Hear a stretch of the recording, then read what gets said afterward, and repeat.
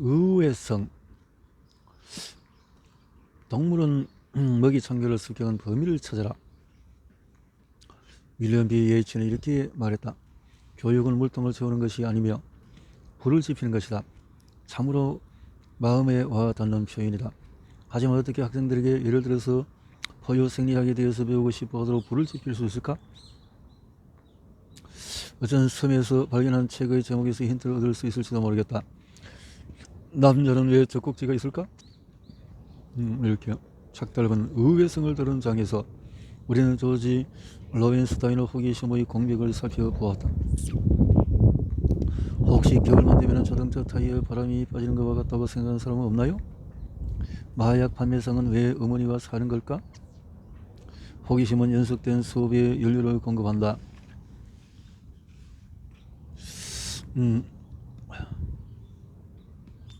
이틀 전 이 바람쥐한 도둑이 먹이 저장소에 몇 가닥의 검은 털을 떨어뜨렸다고. 불행히도 이는 범인의 윤곽을 아주 조금밖에 좁혀주지 못한다. 염소, 돼지, 양, 그리고 말이 모두 검은 털을 갖고 있기 때문이다. DNA 분석만이 먹이 도둑을 밝혀낼 수 있는 희망이다. DNA 분석, 추출, 또 PCR 분석하는 방법, DNA 패턴과 도둑의 DNA 패턴을 비교. 충분한 연구 조사가 끝나면 그들이 이제 악당의 정체를 밝혀낼 수 있었다. 범인은 바로 조랑말 에드였다. 이것이 바로 호기심이 지닌 가치다. 호기심은 몇 주 동안이나 아이들의 관심과 흥미를 진지하기 어려운 과학 연구에 붙잡아둘 수 있다. 이를 당신의 수업에도 적용하고 싶다면 지식의 공백과 미스터리의 힘을 이용하라. 구체성.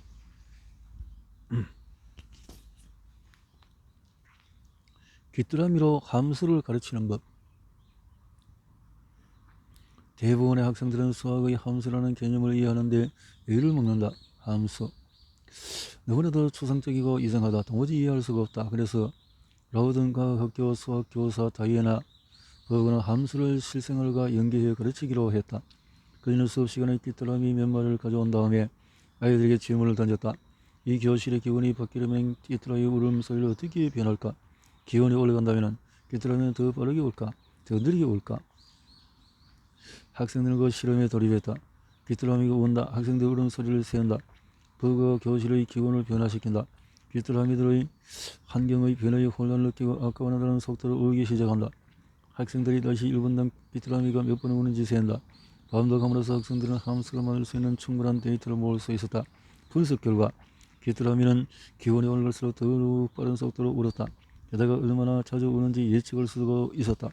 갑자기 함수의 중요성이 느껴지기 시작했다. 함수는 일상생활에서 충분히 적용될 수 있었다. 학생들은 개인적으로 함수의 개념이 어디서 비롯되었고 어떻게 구성이 되며 또 어떻게 활용할 수 있는지 함수의 전체 맥락을 체험한 것이다.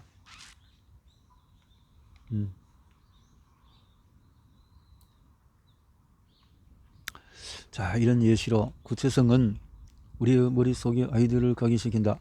신용카드 번호보다도 훨씬 더 많은 정보가 함축되어 있는 노랫가사를 기억하기가 더 쉬운 이유도 바로 이 때문이다.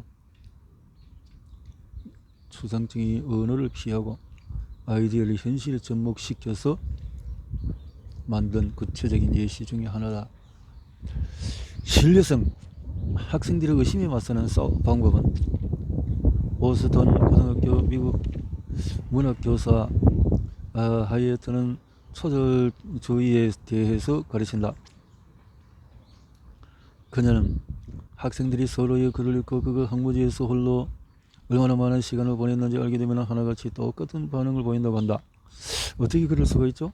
그래서 그녀는 서로의 심정을 이해할 수 있도록 학생들에게 특이한 숙제를 내준다. 대자연 속에 나가서 30분 동안만 홀로 있는 시간을 보낼 것. 휴대전화도 아이팟도 가져가지 말고 애완동물도 데려갈 수 없으며 개인기도 휴대불가. 그저 나 자신과 위대한 자연 둘이서만 시간을 보내는 것이다. 하이에트는 말한다. 참으로 놀라운 일이었다. 거의 모든 학생들이 가슴 벅찬 감동과 새로운 깨달음을 얻었다고 말했다. 그들은 그런 경험이 너무나도 감동적이란데 스스로 깜짝 놀랐다. 심지어 가장 의심이 많고 회의적이었던 학생들은 초절론과 자연을 깊이 이해하게 되었다. 착달라붙는 스티커 아이디어가 되기 위해서는 신뢰할 수 있어야 한다. 유튜브 시대의 학생들은 홀로 자연 속에서 시간을 보내는 것이 위대한 사고로 나올 수 있다는 사실을 믿지 못했다. 그렇다면 어떻게 이런 학생들의 의심에 대항해서 싸울 수 있을까? 학생들에게 직접 체험하게 하라. 아이디어를 시식하게 하는 것이다. 그것이 바로 검증 가능한 신용이다. 검증 가능한 신용. 아이디어, 신뢰. 아이디어의 신뢰성을 부여하는 또 다른 방법은 통계 수치를 이용하는 것이다. 하지만 그 방식은 당신이 예상하는 것과는 조금 다르다. 통계를 내리에 달라붙게 만들기 어렵다. 숫자들은 한 귀로 들어와서 한 귀로 흘러나가기 십상이다. 반면에 통계가 의미하는 관련성은 그 즉시 착 달라붙는 경향이 있다. 예를 들어서 여기 두 개의 통계 수치가 있다. 시중에서 파는 생수의 가격은 물 1온수당 8.4센트, 한편 샌프란시스코의 수돗물은 1온수당 0.002센트다. 이 숫자를 봤을 때 당신은 이렇게 생각할 것이다. 와우, 정말 가격 차이가 많네. 생수가 수돗물보다도 훨씬 비싸구나. 하지만 우리의 두뇌가 직관적으로 깨달을 수 있는 것은 거기까지다. 가령 당신은 내는 6.8센트와 0.087센트를 보고도 똑같은 생각을 할 것이다. 어우, 정말 가격 차이가 많이 나네. 하지만 그게 바로 문제다. 왜냐하면 이 두 비교치 사이는 자그마치 50배의 차이가 있기 때문이다. 작가 찰스 피시맨은 생수 산업에 관한 잡지 기사에서 이런 통계치에 놀랍도록 생생한 활기를 불어넣었다. 그가 쓴 글을 읽어보자. 샌프란시스코의 상수는 요세미티 국립공원이다. 미국 환경보호국이 샌프란시스코 시 정부에게 상승을 예고하라고 요구하지 않는 게 천만다행이다. 만일 당신이 에비앙 생수 한 병을 사서 마셨다고 치자.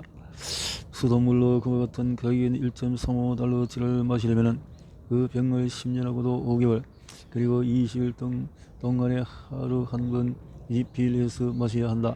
자, 이제 당신의 두뇌도 이 숫자들의 차이를 제대로 이해할 수 있을 것이다. 같은 양의 물을 10년하고도 약 반년 동안 마실 수 있는 만큼의 차이인 것이다. 통계를 효과적으로 사용할 비결은 복잡한 숫자가 아니다. 그 관계를 초점으로 맞추는 것이다. 우리는 100만 분의 1과 1만 분의 1을 뚜렷하게 구분하지 못한다. 실제로는 엄청난 차이가 있는데도 말이다. 그래서 토네는 실생활과 밀접하게 연관된 다른 예를 비교해 주었다. 교사에게 쓰여진 지식의 저주. 잠깐만. 앞에서 우리는 스티커 아이디어의 원칙들을 이용하는 이런 간단하다고 주장했다. 게다가 이 원칙들은 비교적 명백하고 상식적인 내용을 담고 있다. 그것은 불행히도 우리의 스토리에 악역이 존재하기 때문이다. 그 악당은 바로 지식의 저주다. 서문에서 소개한 도드린 사람과 듣는 사람의 게임은 날마다 세계 곳곳에서 지연되고 있다. 그들은 회사의 CEO와 일선 직원들이고 정치가와 유권자, 마케터와 고객, 작가와 독자, 그리고 교사와 학생들. 누구보다도 비교할 수 없는 난해한 문제다. 지식의 저주로도 확실히 벗어나는 방법은 두 가지. 첫 번째는 아예 처음부터 아무것도 배우지 않는 것이고, 두 번째는 아이디어를 받아들여서 변형하는 것이다. 스티커 아이디어의 제2의 언어다. 아무 생각도 하지 않아도 입을 여는 순간에 전문 용어가 절로 슬슬슬 나온다면 그것은 당신은 모국어인 셈이다. 스티커. 감성. 학생들이 느끼게 하라. 오레곤주 포틀랜드 링컨 고등학교 교사 밀러는 학생들에게 남북전쟁에 관해서 가르치는데 어려움을 겪고 있었다. 우리는 남북전쟁. 그는 학생들을 이해시키기 위해서 국립보건 소사이트를 방문해서 당시의 거리감과 야전병원 사진들을 내려받았다.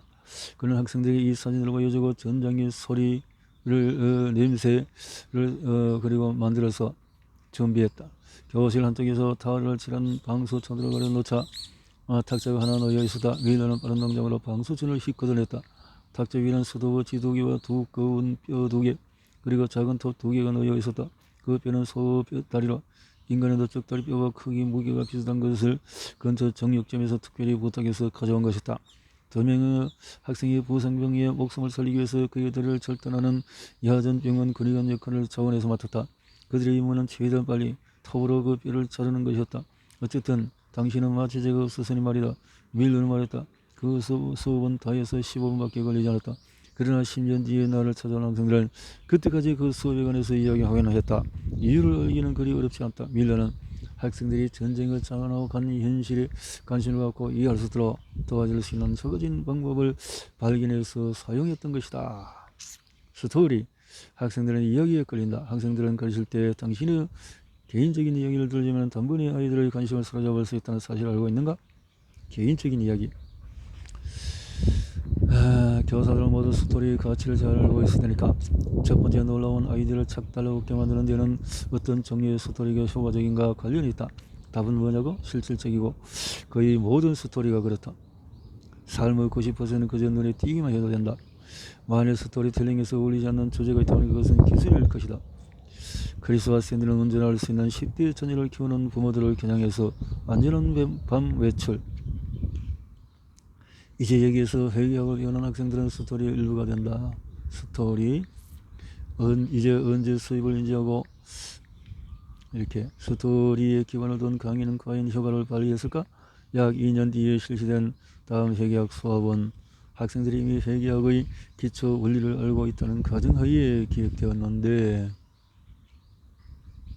스토리의 두 번째 놀라운 점은 어째서 스토리가, 심지어 정말로 진부한 스토리조차도 사람 머릿속에 착 달라붙는가 하는 건데, 내 스캔 사진은 사람들이 밝은 빛을 봤다고 상상할 때 시각을 담당하는 내 영역에서 일련의 활동이 일어나고 있는 모습을 보여준다. 연상 시뮬레이션은 기술을 다지고 향상시킬 수가 있다. 연상. 치열한 경쟁 속에서 다투는 피겨 스케이트 선수들도 기술이 향상이 된다. 어찌 보면 당연하겠지만 이러한 정신적인 시뮬레이션은 육체적인 활동, 정신적인 더 효과적이다. 요지는 단순하다.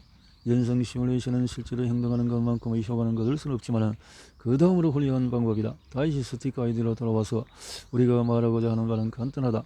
적절한 스토리는 곧 시뮬레이션과 같은 효과를 낸다는 것이다. 시뮬레이션과 같은, 학생들의 내리에 착 스티커 달라붙는 스티커 아이디를 만드는 일은 그리 어렵지가 않다. 그저 약간의 시간과 집중력만 있으면 누구나 할 수 있는 일이다. 예? 수업에서 착 달라붙게 이렇게 할 수가 있다. 에필로그로, 훌륭한 메시지는 천재가 만드는 것이 아니다. 다들 짐작하겠지만 스탠퍼드 학생들은 모두 총명하다. 그러나 발표 능력과 메시지를 착 달라붙게 만드는 능력 사이는 아무런 관계가 없다. 어째서 이렇게 총명하고 재있는 학생들이 그의 메시지를 스틱에서는 착 붙이지 못했을까?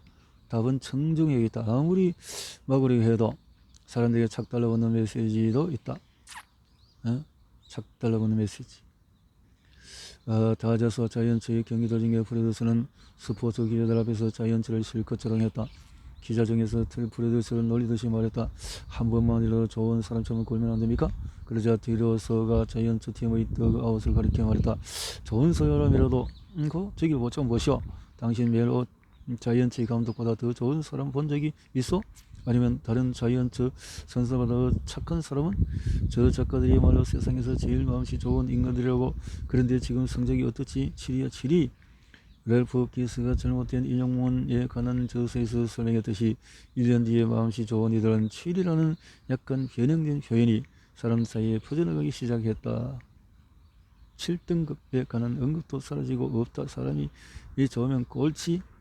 자이언츠에 관한 말도 아니 아예 야구의 흔적도 남기지 않았다. 그저 사람이 좋으면 꼴찌를 한다는 것뿐이다. 메시지 시장을 거쳐서 갈고 닦인 이 격언을 본 브레더스는 진지를 쳤다. 그는 오랫동안 자신이 이런 말을 했다는 사실을 부인했지만 결국 포기할 수밖에 없었다. 후에 사람이 좋으면 꼴찌는 그의 짝소리의 제목이 되었다. 역사상 가장 유명한 잘못된 인용문 영광은 아마 소설 속의 인물인 셜록 홈즈에서 돌아가야 할 것이다. 홈즈는 드라몬도 아주 간단하다니 신하는 왓슨이라는 말을 한 적이 없다. 도무지 믿기지 않는 일이다. 이에 대해서는 홈즈에 대한 우리의 도식에 그야말로 완벽하게 들어맞기 때문이다. 만약 누군가의 셜록 홈즈의 가장 유명한 말을 하나 대보려고 한다면 아마 열의 10명은 이 말을 꼽을 것이다. 셜록 홈즈 말은 사실 그가 단 한 번도 입 밖에 낸 적이 없는 대사인 것이다. 이렇게 존재하지 않는 대사가 그토록 사람들 머릿속에 착 달라붙는 것은 뭘까? 홈즈는 자주 친애하는 왓슨이라고 말한다. 또 아주 간단하다니. 셜록 홈즈가 등장하는 추리소설에서 자연스럽게 두 대사가 이 작은 구절에서 단선성을 다룬 장에서 1992년 클린턴의 선거 캠페인과 카비의 유명한 말에 대해서 언급한 바 있다. 경제라니까 이 멍청아. 변화 대 변화 없음. 간단하게 메시지 감각을 뺏어 깊이 유지하라. 너스런 백화점을 생각해봐라. 아무것도 없는 백지 상태에서 직원들이 다른 백화점에서 산 물건을 포장해준다는 스토리를 만들어내려면 웬만한 솜씨 가지고는 불가능하다.